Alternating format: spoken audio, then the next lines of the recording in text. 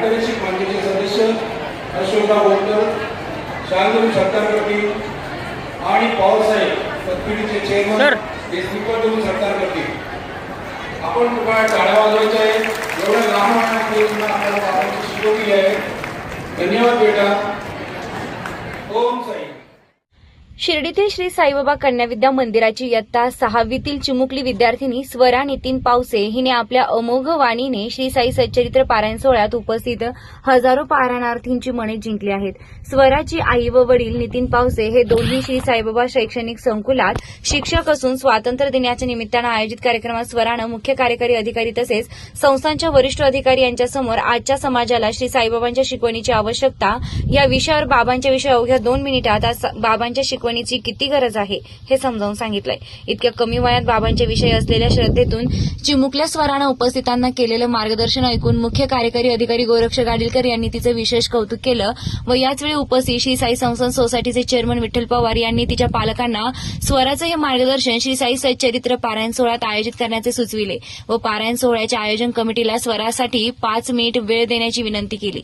उपस्थित पारायणार्थींनी देखील स्वराच्या प्रगल्भ वाणीला दाद देत टाळ्यांच्या गजरात यावेळी कौतुक केलंय. फक्त 2 मिनिटं आपल्याला बाबांविषयी माहिती देता येईल.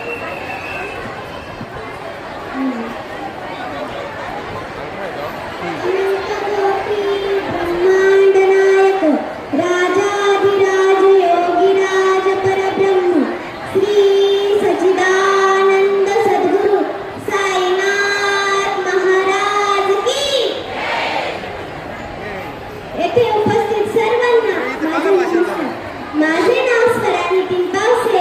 मी इयत्ता 6वी मध्ये शिकते. माझ्या शाळेचे नाव श्री साईबाबा कन्या विद्या मंदिर शिर्डी आहे. माझ्या विषयाचे नाव आजच्या समाजाला बाबांच्या शिकवणुकीची आवश्यकता.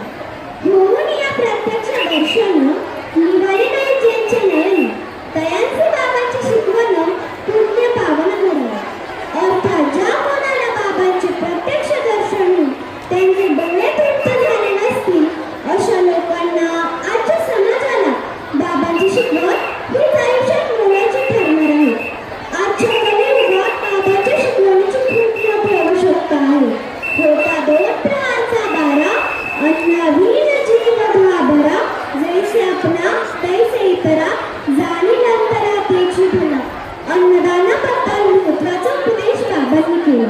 बाबा स्वतः अन्न शिजवून सर्वांना खाऊ घालत. त्या काळी सुरू केलेली अन्नदान सेवा आजही आपल्याला श्री साईबाबा संस्थानाच्या भोजनालयात दिसून येते. बाबांनी प्रपंच करणाऱ्यांना इशारा दिला. आपली प्राप्ती पाहून दान धर्म करावा जाणे. उगीच कर्ज काढून उधळेपणा करू नये. काही दिवसांमध्ये आपण बघतो की लग्न किंवा इतर समारंभ असेल तर एखादा गरीब व्यक्ती सुद्धा इंटरनेटच्या दिखाव्यामुळे कार्यक्रम अगदी कर्ज काढून थाटामाटात करतो आणि कर्जबाजारी होतो. त्यामुळे साईबाबांची शिकवण खूप गरजेची आहे. बाबा स्वतः पशुपक्ष्यांना खाऊ घालत. सर्व प्राणी मात्रांशी प्रेमाने वागावे. त्यांच्यामध्ये सुद्धा जीव असतो असा संदेश बाबांनी दिला. पर्यावरण आणि संवर्धन बाबा नुसते सांगायचे नाही बरं का, ते कृतीतूनही करून दाखवायचे. त्यांनी स्वतः झाडे लावली. त्याचे उदाहरण आपल्याला मेंढी बागेत बघायला मिळते. बाबांनी रोगांची सेवा केली. शिर्डी तळावर आजारी असणाऱ्यांना ते औषध पाणी करत व ती सेवा आजही बाबांच्या शिर्डीत अखंड सुरू आहे. बाबा नेहमी सांगायचे, कोणाची निंदा करू नये, वादावादी करू नये, कोणाची बरोबरी करू नये, नेहमी सत्य बोलावे, कोणास टोचून बोलू नये, सहन करावे. आपल्यामध्ये सहनशक्ती असेल तर समाजातून आत्महत्येचे प्रमाण कमी होईल व इतर गुन्हेही कमी होतील आणि ही काळाची गरज आहे. बाबांची सर्वात मोठी शिकवण म्हणजे सबका मालिक एक. बाबा सर्व धर्मांचा आदर करायचे. रामनवमीसाठी म्हणून बाबांच्या अंगणात रामजन्म व्हायचा आणि मोहरांची मिरवणूकही निघायची. शंखनाद आरती मस्जिदीत नेहमी चालू. बाबांनी दिलेल्या शिकवणीप्रमाणे आपण जर का वागलो तर सुरू असलेला जातीभेद, दंगल, गुन्हेगारी थांबून प्रगती करताना शांतताही तितकीच निर्माण होईल. बाबा